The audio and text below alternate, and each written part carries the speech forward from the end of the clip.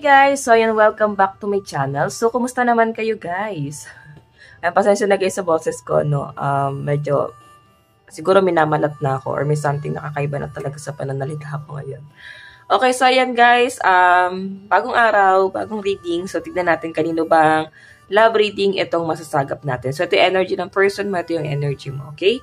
Tignan natin. So, guys, sa mga nagtatanong pala guys ng private reading, ay nandiyan po sa description box yung ating link ng aking Facebook para dyan yun na ako guys kontakin. No? Kung hindi nyo guys mahanap, pwede nyo ako guys i-direct message po sa aking Facebook, Jade Tarot. Okay? So, tignan natin guys, ano ba ang energy ng person mo? Energy ng person mo. Energy ng person mo. Ano ang nararamdaman sa'yo ngayon? Ano ang nararamdaman ni person sa'yo ngayon? Nararamdaman ni person ngayon sa'yo. Okay. Ano naman ang nararamdaman mo sa person mo? Ano naman ang nararamdaman mo sa person mo? Nararamdaman mo ngayon sa person mo.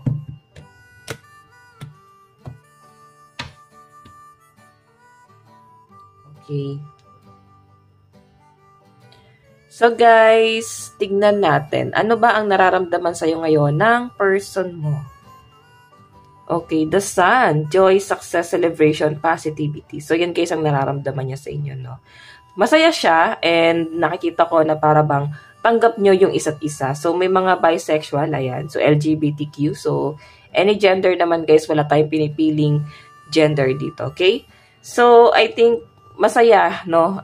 Masaya sa inyo person mo, nandun sa point na parang thankful siya kasi tanggap mo siya, minahal mo siya, nasasabayan mo siya sa kanyang flows, sa ups and down na nangyayari sa kanya, guys. Kayang-kaya mo siyang sabayan, okay?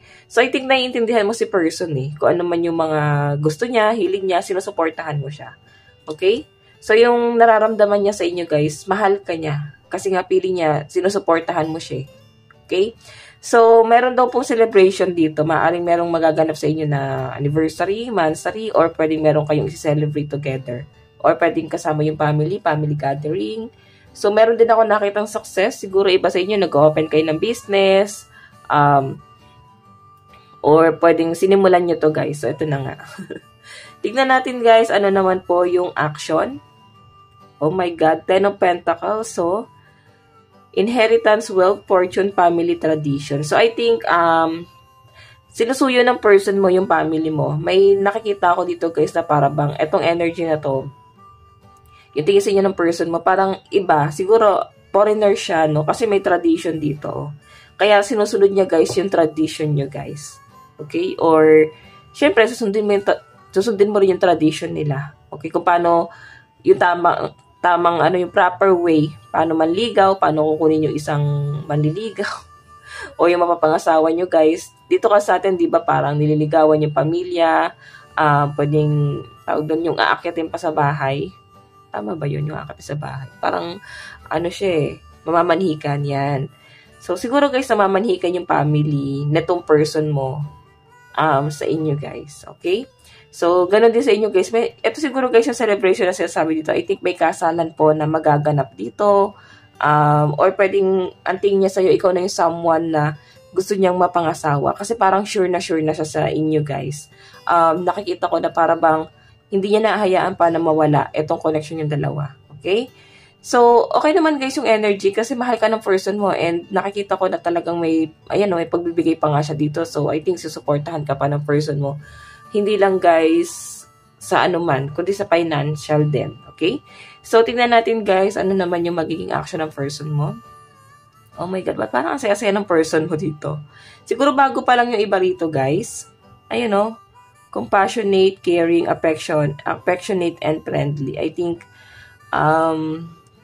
parang kinukuha niya talaga yung loob mo Friendly, siguro lahat ng mga tao sa paligid mo guys, parang kinakaibigan niya rin, kino-close niya rin. Gusto niya maging kapanatagan ng loob din, okay? Nakakatuwa yung energy. Kasi si person talagang liligawan niya, hindi lang ikaw, family and friends mo rin. Okay, napaka mapagbigay niyang tao, guys. So, tingnan natin, guys, yung outcome, overall energy, fatherhood, authority, structure, and control. Yun nga lang, guys, medyo mahigpit tong person mo, no? Bihira siya maging, seryoso, pero nakita mo na siya maging seryoso. Iba siya, guys, magalit. Okay, medyo controlling, medyo siguro support, hindi naman sa sobrang supportive. Yes, nagsasupportahan ka naman niya.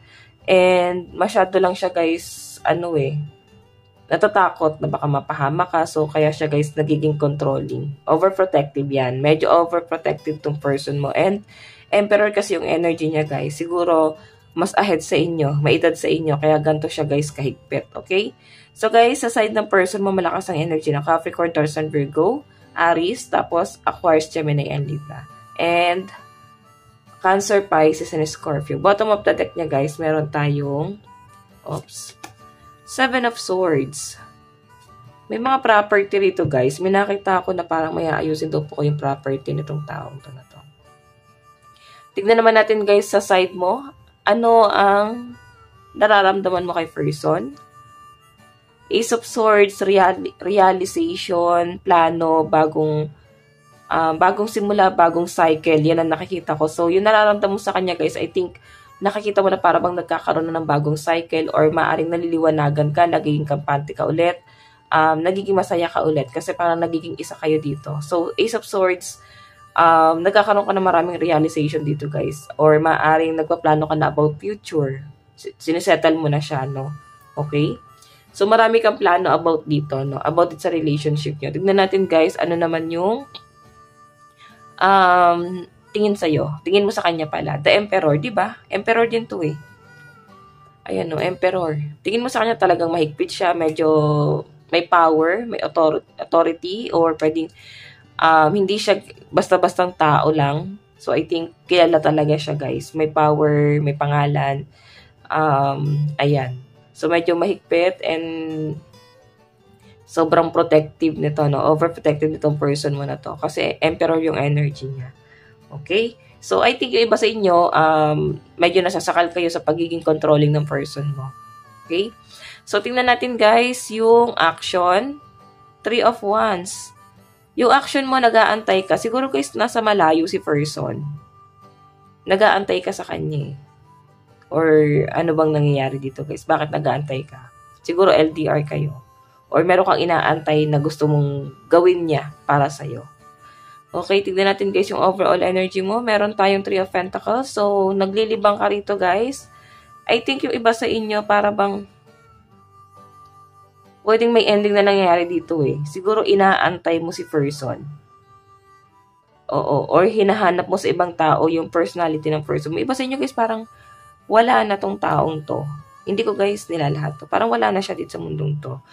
And, yung iba lang, guys, hindi ko, guys, nilalahat. Maaring namimiss mo yung ganong energy niya. Or, kung nandito pa siya, guys, I think, gusto mo ulit ma-feel yung dating ginagawa niya sa inyo, guys. Yung pagmamahal na binibigay niya sa inyo. Kasi, guys, ito ako na-distract din. 3 of Wands, nag-aantay ka sa kanya. Collaboration. Marami kayong plano, pero parang may naudlot. Maaring may mabagal na nangyari. Iba sa inyo, guys, maaaring hindi nyo pa daw nakikita or hindi pa kayo nagtatagpo. Pero inaantay mo, no? May plano naman siya dito na magkita kayo. Siguro nga dahil nga foreigner siya or nasa malayo, nasa abroad. Overall energy, bottom of the deck, the world, diba? Nasa malayo siya, oh. Nag-aantay kayo. Puro pag-aantay. Minsan, guys, may mga nagtatalo na sa isip mo, may mga duda, agam-agam ka na dito, no? May doubt ka na dito sa relationship na to, kung may mapapala ka pa ba, kung dapat pa bang mag-antay, or may aasahan ka pa. Okay? Tignan natin, guys, yung future nito, no? Kung saan napatungo yung relationship nyo. Pero bago yan, malakas ang energy ng Aquarius, Gemini, and Libra, Capricorn, Taurus, and Virgo, Aries, Leo, and Sagittarius. Sa side mo. Okay.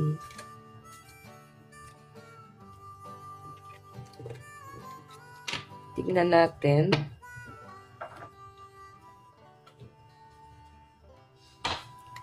Future.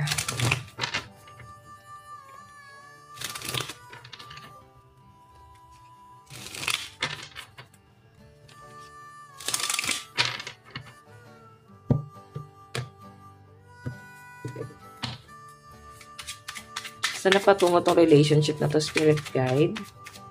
Meron tayong, baliktad. 6 of Cups in reverse. Merong nag-aantay ng offer.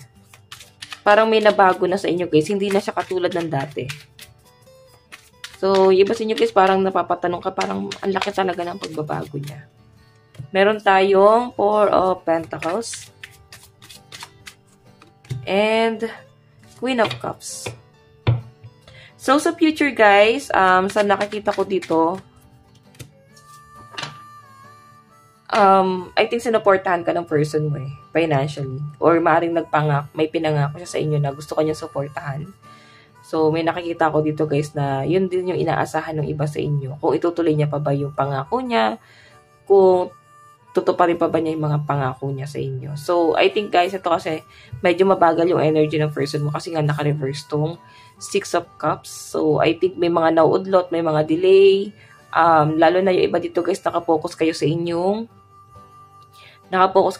career. Maaari may mga nag-bar exam dito. May nakikita rin ako na parang may mga pinag-iipunan kayo dito, may pinaghahandaan kayo. I think magkikita rin kayo pero medyo matagal, guys, no? Kaya mahaba pa yung panahon mo.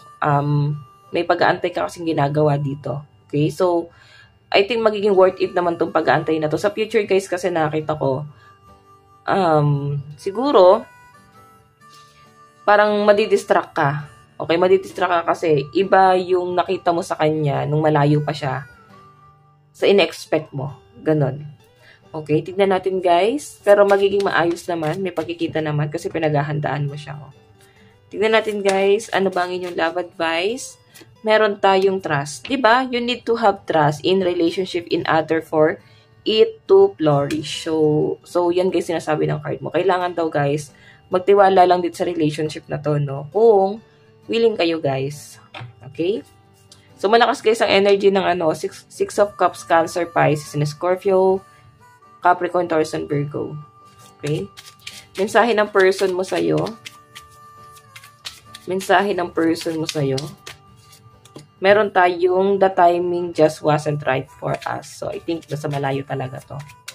Pero may wedding na magaganap sa inyo, guys. So, tutuparin niya rin to, guys. Huwag lang kayong mainip. Siguro natatakot ka lang din.